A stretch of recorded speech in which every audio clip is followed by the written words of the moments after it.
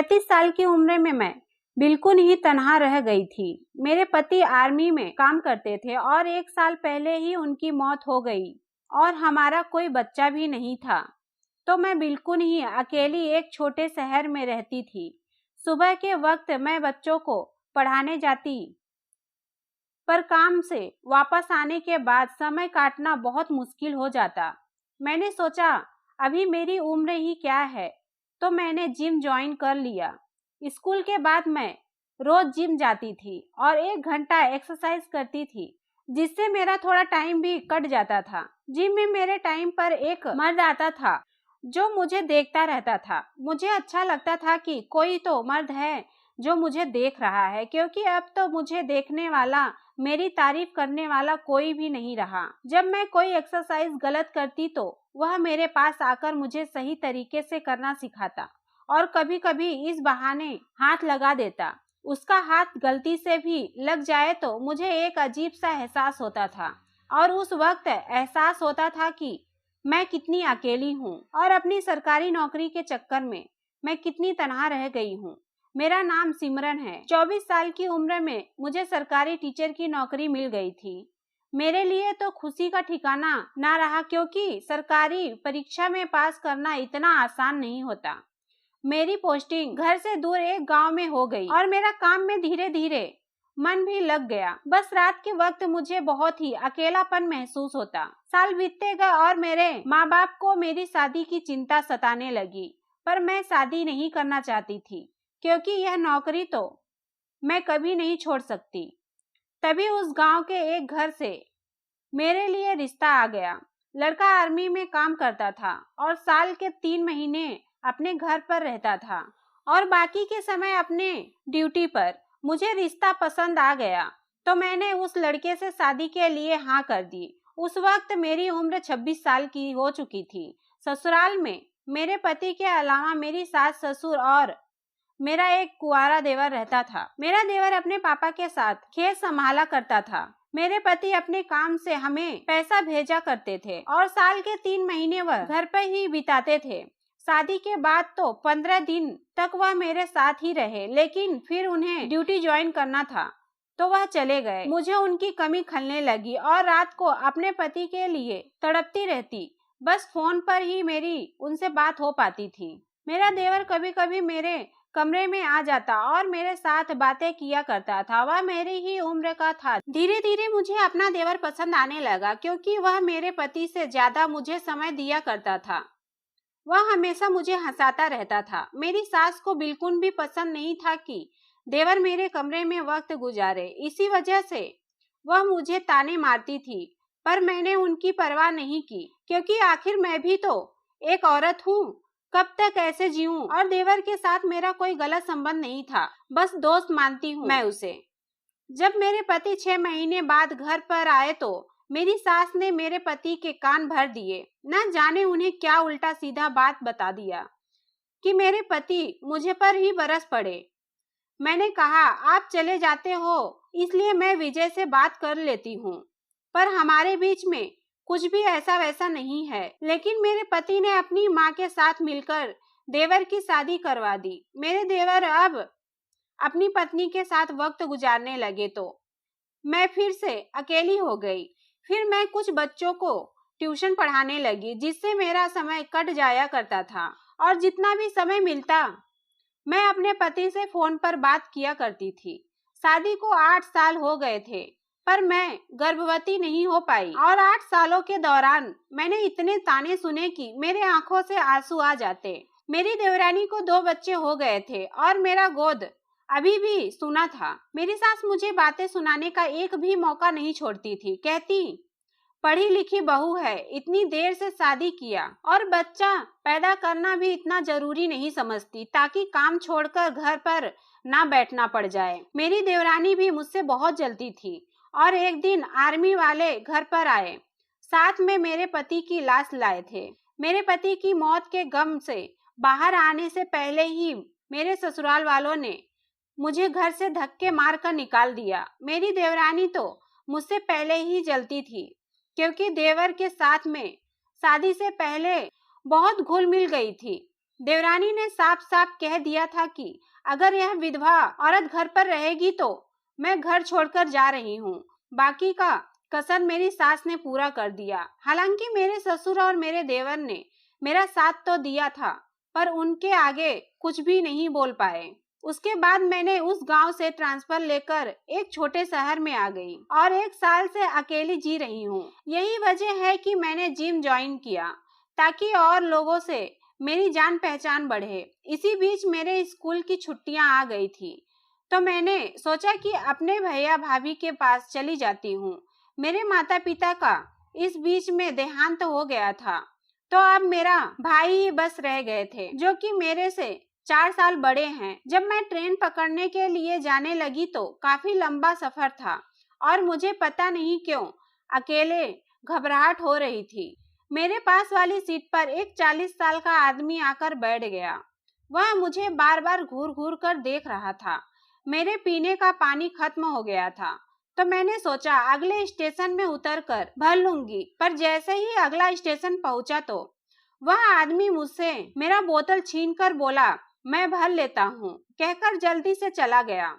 मैं उसकी हरकतों से काफी घबरा गई थी। मुझे लगा कहीं यह आदमी चोर तो नहीं, लेकिन ट्रेन छूटने से पहले वह मेरे पास आ गया और मुझे पानी का बोतल थमा दिया। साथ ही कुछ खाने के लिए भी लेकर आया था। एक अजनबी के हाथों से कुछ खाना खाने का मेरा मन नहीं था, पर वह भी खाने लगा तो मुझ में हिम्मत आ गई और मैं भी उसे खाने लगी।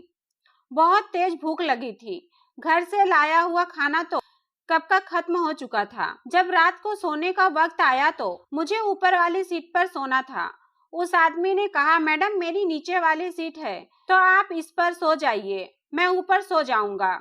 एक अजनबी आदमी मेरी इतनी मदद क्यों कर रहा है पता नहीं, पर उसे देखकर मुझे ऐसा लग रहा था कि काश मेरा जीने का भी कोई सहारा होता तो मैं अकेले इतनी घबराकर ट्रेन की यात्रा ना करके मैं इसके मजे लेती। जब मैं अगले दिन भैया भाभी के घर पहुंची तो उनका बर्ताव मेरे प्रति सही नहीं था। मेरी भाभी की बातों से मुझे ऐसा लग रहा था कि मेरे आने से वह खुश नहीं है, क्योंकि मैं एक विधवा औरत हूँ और एक बांझ भी। वह अपने बच्चों को मेरे साथ खेलने नहीं देती थी।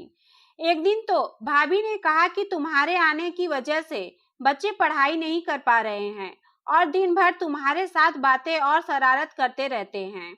एक दिन भैया भाभी ने तो सीधे मुंह पर बोल दिया कि तुम खुद को देख लो, माँ और पापा तो रहे नहीं, मैं तो कुछ दिनों के लिए ही उनके साथ रहने आई थी, हमेशा के लिए तो नहीं आई थी। और मैं अपने काम तो खुद ही करती हूँ और उनके पैसे से तो खाती नहीं। फिर पता नहीं क्यों मुझे यह सब बातें सुना रहे थे। मैं तो पूरी छुट्टियां बिताने के लिए आई थी, पर बहुत जल्दी ही सामान पैक करके मैं वहां से निकल गई, क्योंकि उनके तानों से मैं परेशान हो गई थी। घर आने के बाद एक रात मैं सो रही थी, तभी घर के अंदर से कुछ आवाज आने लगी, जिससे मेरी नींद खुल गई। मैं काफी घबरा गई कि आवाज कहाँ से आ रही है। जब मैं उठकर ड्राइंग रूम का लाइट ऑन किया तो मेरी आंखें फटी की फटी रह गई। नकाब पहने 2 आदमी मेरे घर के अंदर थे। जरूर कोई चोर होंगे, तभी अपना चेहरा ढककर आए हैं। मुझे समझ नहीं आ रहा था कि क्या करूं। तभी सोचा कि मैं चिल्लाती हूं, पर इससे पहले कि मेरे मुंह से आवाज निकल पाती, दोनों आदमी मेरे पास आ गए और मुझे पकड़ लिया और मेरे मुंह पर अपना हाथ रख दिया। मेरा दिल बहुत तेजी से धड़कने लगा। मुझ अकेली विधवा औरत को 2 मर्दों ने घेर लिया था। मैं करती भी तो क्या करती। वह लोग चुपचाप थोड़ी देर खड़े रहे तो मैं शांत हो गई। जब उन दोनों ने अपना नकाब हटाया तो मेरे सिर के ऊपर मानो आसमान टूट पड़ा। मेरे पैरों तले से जमीन निकल गई। एक तो वही जिम वाला आदमी था और दूसरा ट्रेन वाला। इन दोनों ने पहले से ही जरूर कुछ प्लानिंग कर रखी होगी। आखिर मुझे अकेली औरत से यह लोग क्या चाहते हैं? इससे पहले कि मैं उनसे कुछ पूछ पाती, उन्होंने कहा, हम आपके पति संदीप के दोस्त हैं। हम सब साथ आर्मी में काम करते थे। हम यहाँ किसी मकसद से आए हैं, पर आप घबराइए मत, हम आपको कोई भी नुकसान नहीं होने देंगे। उन लोगों ने मुझे चाय बनाने को कहा। अपने पति का नाम सुनकर मैं शांत हो गई थी और चाय बनाने के लिए किचन में चली गई। तब रात के 2 बज रहे थे। आखिर यह लोग सच बोल रहे हैं या झूठ, मैं यह सोच सोच कर कांप रही थी। चोरों की तरह रात को 2 बजे यह लोग मेरे कमरे में क्यों आए हैं, जबकि वह जानते हैं कि मैं विधवा हूँ। मैं डर के मारे बुरी तरीके से कांप रही थी। तभी मैंने नल खोला और अपने ऊपर पानी डालने लगी। जब चाय बन गई तो मैं चाय लेकर कमरे में पहुंची। पानी से साड़ी गीली हो गई थी। जब मैं उन दोनों को चाय दिया तो वह लोग मेरी तरफ घूर घूर कर देख रहे थे और मेरे गीले बदन को ताड़ रहे थे। घबराहट से मैंने अपने कपड़े भी नहीं बदले थे और बदलती भी कैसे। वह लोग तो मेरे बेडरूम में बैठे हुए थे। दोनों ने चाय ले ली और कहा कि आपके पति ने मरने से पहले हमसे वचन लिया था कि हम आपका ध्यान रखें। वह आपसे बहुत प्यार करते थे और आपके बारे में हमें बताते रहते थे। आपके पति की आखिरी इच्छा थी कि हम दोनों आपसे शादी कर लें। यह सुनकर तो मेरा सिर चकरा गया। यह क्या कह रहे हैं? 2 लोगों से शादी कर लूं? मेरे पति की ये आखिरी इच्छा है। ऐसी इच्छा उन्होंने कैसे पाल ली? मुझे तो यह भी नहीं मालूम कि यह लोग मेरे पति के दोस्त हैं भी या नहीं, क्योंकि उन्होंने कभी भी इन दोनों का जिक्र नहीं किया। मैं बैठ गई और उनसे कहा कि 2 लोगों से शादी कैसे कर सकती हूँ। उन्होंने कहा, यही हम सोच रहे थे, इसलिए 1 साल तक हम आपके पास नहीं आए, लेकिन आपके पति की आखिरी इच्छा हमें अंदर ही अंदर खाई जा रही थी। इसी वजह से हम दोनों ने फैसला किया कि हम दोनों आपसे शादी कर लेंगे ताकि उनकी आत्मा को शांति मिले। मुझे तो कुछ भी समझ नहीं आ रहा था कि आखिर क्या करूं। लेकिन मेरे पति के मरते ही ससुराल वालों ने मुझे निकाल दिया। भैया भाभी भी नहीं चाहते कि मैं उनके पास जाऊं। मैं बिल्कुल अकेली रह गई थी। न जाने क्यों मैं उन दोनों पर भरोसा कर लिया और मैंने हाँ कर दी। फिर उसके बाद उन्होंने जो कुछ भी किया, मैं बिल्कुल भी घबरा गई और रात भर मेरी चीख निकलती रही। मुझे पता नहीं था कि वह लोग मेरे साथ हैं। जब मैं सुबह उठी तो वह दोनों जा चुके थे और फिर मैं अपने आप को कोसने लगी। मुझे तो यकीन हो चुका था कि यह लोग जाली हैं और बस मौके का फायदा उठाने आए थे। तभी मेरी नज़र घर की अलमारी पर पड़ी, जो कि खुली हुई थी। उसे देखते ही मैं बहुत घबरा गई और जैसे ही मैं अलमारी के पास गई तो उसका लॉकर खुला हुआ था और उसके अंदर पड़े मेरे सारे सोने के जेवरात गायब थे, जो कि मेरे पति ने इन 8 वर्षों में मुझे बनाकर दिया था। जब मेरी सास ने मुझे घर से निकाल दिया था तब वह जेवरात वह वापस मांग रही थी, पर मैंने उन्हें देने से साफ मना कर दिया था, क्योंकि मुझे मेरे पति ने वह गहने दिए थे। मेरी आंखों से आंसू आ गए। अब तो मैं पुलिस के पास भी नहीं जा सकती थी। क्या रिपोर्ट लिखवाऊं? इससे मेरी ही बदनामी होती। वह दोनों मुझे लूट कर चले गए थे। तभी मेरे पास एक फ़ोन आया। कॉलर आईडी में उनका नाम देखकर मैं घबरा गई, कांपते हुए हाथों से।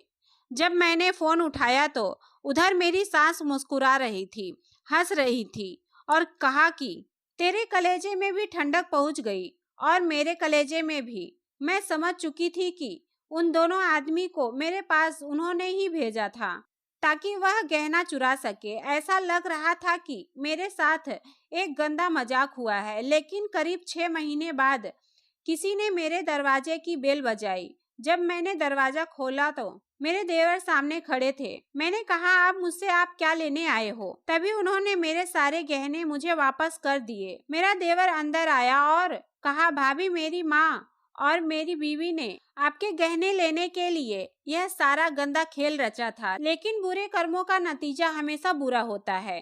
गहना चोरी के बाद ही मेरी माँ बीमार पड़ गई और मर गई। मैंने अपनी पत्नी को तलाक दे दिया। अभी अभी मुझे तलाक मिला है। मैं चाहता हूँ कि आप मुझसे शादी कर लो। मैं आपको बहुत पसंद करता था, पर आप मेरे भैया की पत्नी थी, इसलिए मैंने आपको कभी कुछ नहीं बताया और घर की मर्यादा कभी पार नहीं की। पर अब जब आप भी अकेली हैं और मैं भी अकेला हूँ, हम शादी करके एक नई दुनिया बसाते हैं। मैंने अपने देवर की बात मान ली और उससे शादी कर ली, क्योंकि एक वही है जिसने मुझे धोखा नहीं दिया और उसके साथ प्यार से मैंने सारी जिंदगी बिताई। दोस्तों, इस कहानी के बारे में आपकी क्या राय है? आप हमें कमेंट में जरूर बताइएगा। उम्मीद करती हूँ आपको ये कहानी पसंद आई होगी। कहानी पसंद आई हो तो वीडियो को लाइक शेयर जरूर करें और हाँ, नोटिफिकेशन बेल को जरूर दबाएं ताकि अगली अपडेट आपको सबसे पहले मिल सके। धन्यवाद।